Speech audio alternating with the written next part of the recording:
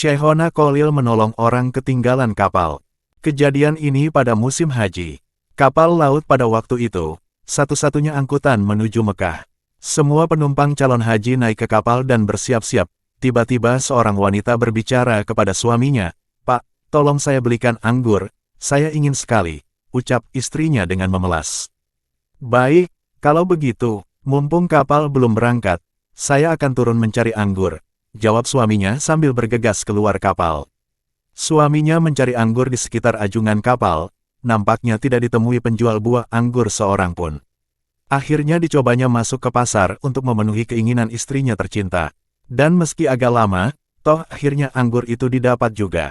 Betapa gembiranya sang suami mendapatkan buah anggur itu. Dengan agak bergegas, dia segera kembali ke kapal untuk menemui istrinya. Namun betapa terkejutnya setelah sampai ke ajungan, kapal yang akan ditumpangi semakin lama semakin menjauh. Sedih sekali melihat kenyataan ini. Ia duduk termenung tidak tahu apa yang mesti diperbuat. Di saat duduk memikirkan nasibnya, tiba-tiba ada seorang laki-laki datang menghampirinya. Dia memberikan nasihat, "Datanglah kamu kepada Mbah Khalil Bangkalan, utarakan apa musibah yang menimpa dirimu." Ucapnya dengan tenang. "Mbah Khalil," pikirnya, "siapa dia? Kenapa harus ke sana? Bisakah dia menolong ketinggalan saya dari kapal?" Begitu pertanyaan itu berputar-putar di benaknya. "Segeralah ke Mbah Khalil minta tolong padanya agar membantu kesulitan yang kamu alami. Insya Allah," lanjut orang itu menutup pembicaraan. Tanpa pikir panjang lagi, berangkatlah sang suami yang malang itu ke Bangkalan. Setibanya di kediaman Mbah Khalil, langsung disambut dan ditanya, "Ada keperluan apa?" Lalu suami yang malang itu menceritakan apa yang dialaminya mulai awal hingga datang ke Mbah Khalil. Tiba-tiba kiai itu berkata, "Loh, ini bukan urusan saya, ini urusan pegawai pelabuhan. Sana pergi."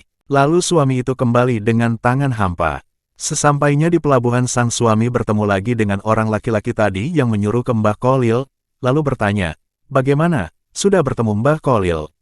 "Sudah, tapi saya disuruh ke petugas pelabuhan," katanya dengan nada putus asa. "Kembali lagi, temui Mbah Khalil," ucap orang yang menasehati dengan tegas tanpa ragu. Maka sang suami yang malang itu pun kembali lagi ke Mbah Khalil. Begitu dilakukannya sampai berulang kali. Baru setelah ketiga kalinya, Mbah Khalil berucap, "Baik kalau begitu, karena sampeyan ingin sekali, saya bantu sampeyan."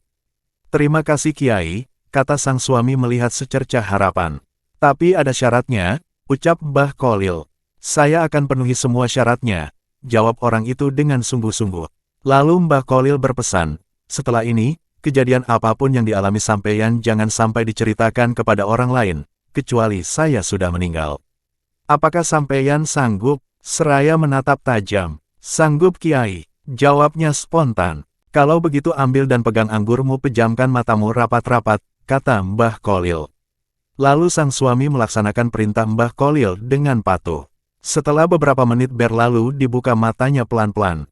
Betapa terkejutnya dirinya sudah berada di atas kapal tadi yang sedang berjalan. Takjub heran bercampur jadi satu, seakan tak mempercayai apa yang dilihatnya. Digosok-gosok matanya, dicubit lengannya. Benar kenyataan, bukannya mimpi, dirinya sedang berada di atas kapal.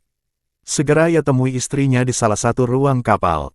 "Ini anggurnya, Dik. Saya beli anggur jauh sekali."